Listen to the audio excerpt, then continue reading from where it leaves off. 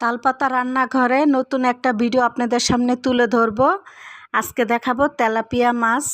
Tilapia মাছটাকে আমি আজকে ভর্তা বানাবো। সবাই তো রান্না করে খেয়ে থাকি, আজকে আমি ভর্তা বানানোর রেসিপিটা দেখাবো। তো ধুয়ে কেটে সুন্দর পরিষ্কার করে এখন আমি গায়ে হলুদ মাখিয়ে লবণ দিয়ে এখন আমি গরম তেলের মধ্যে মাছটাকে মশমশা করে ভেজে নিব।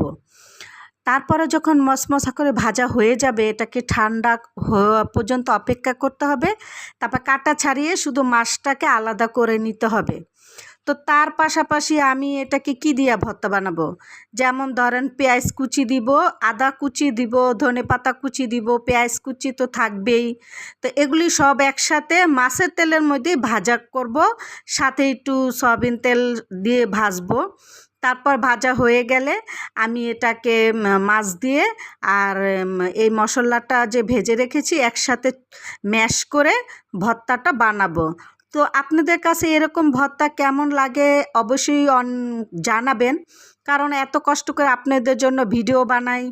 আপনারা যদি ভালোবাসা তারপরে আদর না দেখান, তাহলে এই ভিডিও বানানোর কোনো সার্থকতা নেই। আপনাদের জন্য ভিডিও বানাই, কষ্ট করে বাজার থেকে এত কিছু কিনে আনি, ছোট ছোট ক্লিপগুলো কইরা আপনাদেরকে দেখাই। আপনারা তো একটু ভালোবাসা দিতেই পারেন ভাই, একটু ভালোবাসবেন, একটু আদর দিবেন, নতুন চ্যানেল একটু সাবস্ক্রাইবার করবেন। আপনাদের জন্য এত সুন্দর সুন্দর ভিডিও রেসিপিগুলা দিয়ে থাকি, এটা আপনাদের কাছে একটু কি ভালো লাগে না?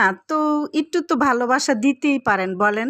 আপনারা না দিলে আমরা অনুপ্রেরণা পাবো কোত্থেকে বলেন?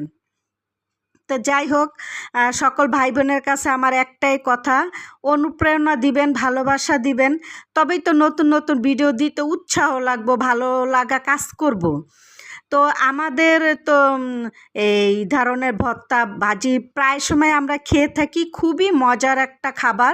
গরম ভাতের সাথে বেশি মজা লাগে, ঠান্ডা ভাতে না, গরম ভাতে আর বেশি টেস্টটা বাড়ে। তো এই ভর্তাগুলো যদি আরও বেশ আমরা অনায়াসেই খেয়ে থাকি।